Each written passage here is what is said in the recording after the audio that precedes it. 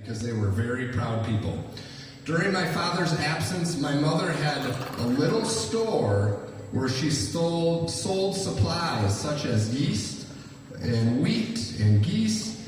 Now, that entrepreneurial spirit that Eric mentioned is just ingrained in my grandma Esther's, and I'll mention my grandfather William a little bit too, but that entrepreneurial spirit, that hard work, that dedication, that desire to go out there and work hard to do good for your family and to do good for others is just ingrained so much in my grandma Esther.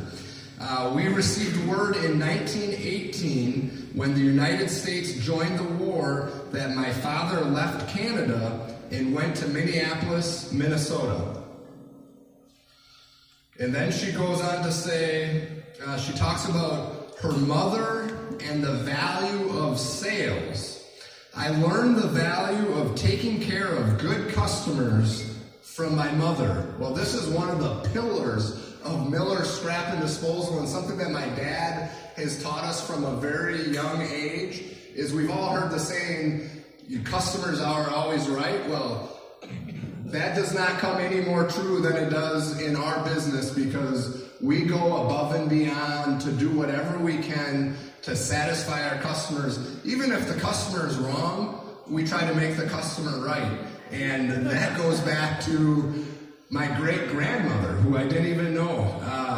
I didn't even know she had this store or these entrepreneurial values. It was Christmas time and yeast was very short and hard to get enough supply. Strange customers would come and try to buy yeast from us, and the rest of the year we would never see them again. I remember telling one customer, I have counted and we have just enough for our regular customers.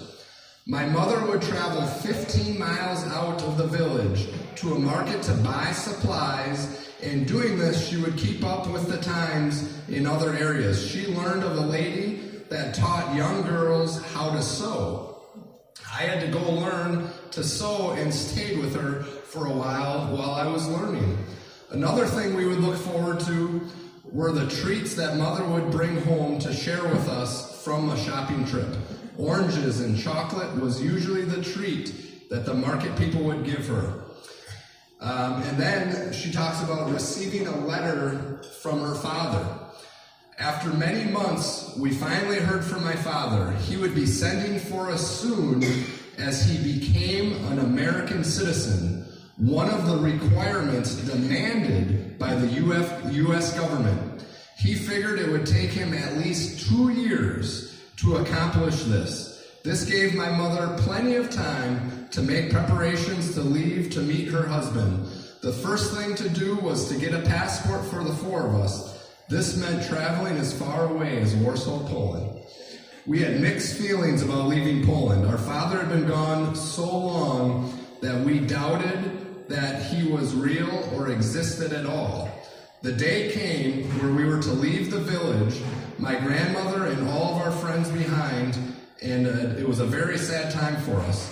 The neighbors met us and gave us fresh flowers, and now we were off on our way to get on the boat. And folks, this was August 14th, 1926. And she talks about the year she was 17 years old when they boarded the boat for Canada. One of her prized possessions was a book that translated Polish to English. The study of this book allowed her to help other immigrants on the boat. So another thing that I learned from my parents, and that obviously my dad learned from his parents, was the importance of giving back, the importance of getting involved in the community, the importance of public service, the importance of helping out others. And clearly that is something else that stemmed from my grandmother and some of the life lessons that she learned. So she goes on to explain that a lady in the group was very ill and had an ear infection. She explained to my grandmother in Polish that she was in search of a doctor. And my grandma said that her words were very limited, and what she told the doctor is ache ear. The doctor understood and in turn asked her to go with him, to which she replied, "Me go to deck." We were traveling third class, which stated that the downstairs bottom of the boat was their designated quarters. My mother, my two sisters, and I shared a room, and we slept on hard bunk beds. Mealtime was held on the deck floor level, so during this time, they were allowed to go upstairs. She goes on to talk about how the ocean was violent and the waves of the water rocked the boat, and it made their stomachs very upset. But they didn't want to complain because they knew that they were traveling to Canada and then ultimately Minneapolis for a better life. They finally got to Canada, and then after another week of travel by train, it says, we arrived at the station in Minneapolis where my father with 3 other men met and welcomed us like a loving father would do. Mother was the only one that recognized my father. We had to allow time to know the strange man who left us so long ago. I remember the yummy, good dinner that neighbors had prepared for us on our arrival. And then she goes on and talks about her father. So we learned that my great-grandmother was an entrepreneur, but my great-grandfather worked as a peddler in Minneapolis, driving a cart drawn by one horse, going through the alleys, shouting in song fashion, singing out for everyone to hear, "Old rags, newspapers." He also rented horse stalls to other peddlers in the area. They lived in Minneapolis, and he was also noted for his kosher chickens, and he had many customers.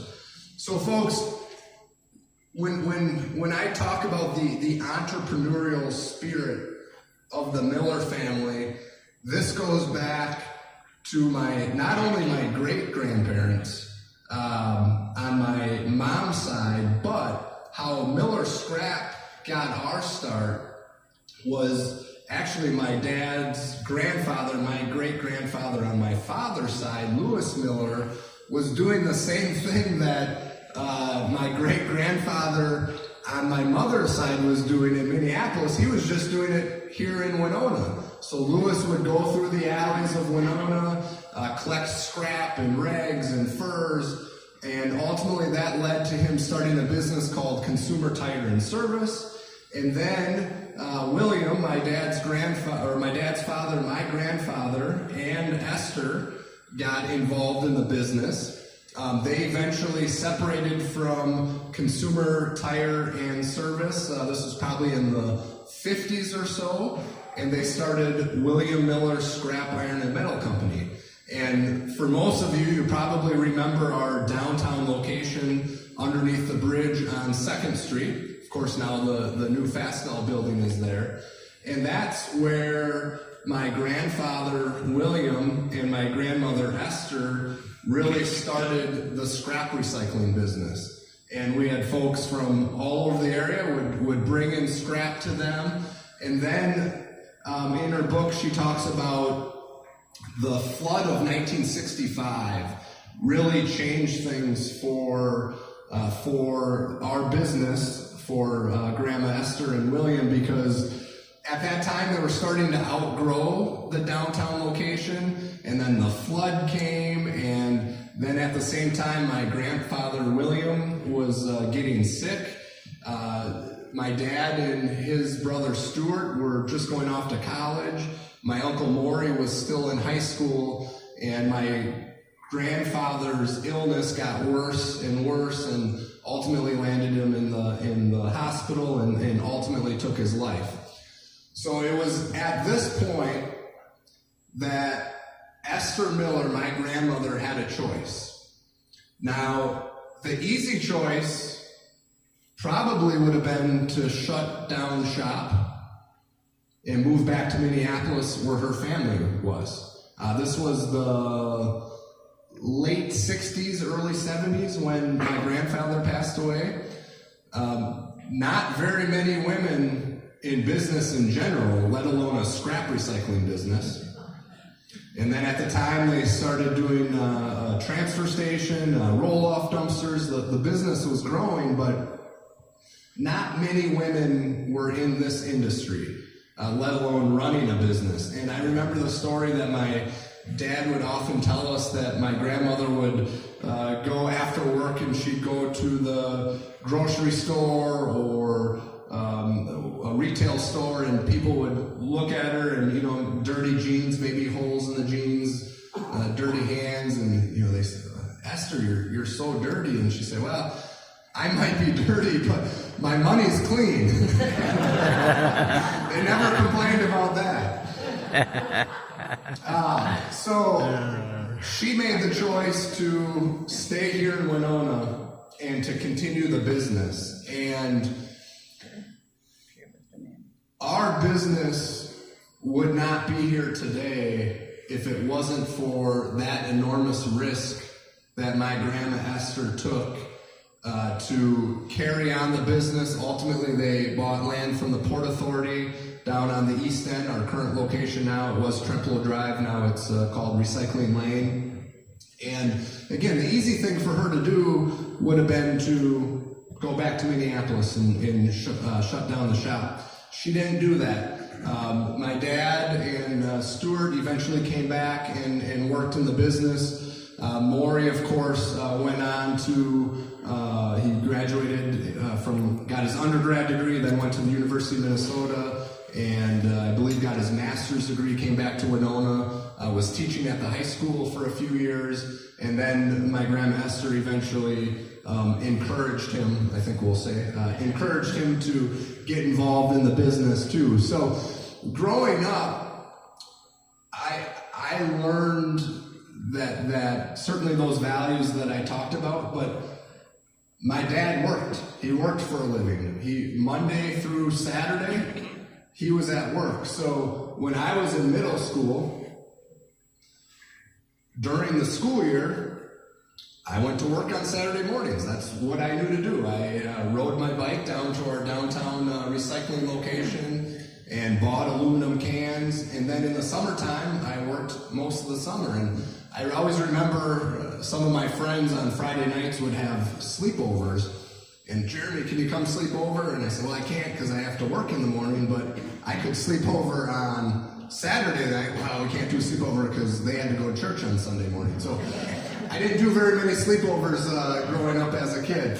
But those values have really grown with me over the years, and we don't know anything different. That's why when we talk about our values of taking care of customers at Miller Scrap and Disposal, that's what we do because that's what we were taught to do growing up. That's what, it goes all the way back to our Polish roots, that those challenging times that my grandmother and then of course my grandfather's family, same thing, they immigrated here from Russia, and we're not quite sure if it's Russia or Poland, or the boundaries changed a lot over the years, but I am so fortunate that that's what I learned growing up. Those are the values that I learned growing up. And another important thing that we do as a company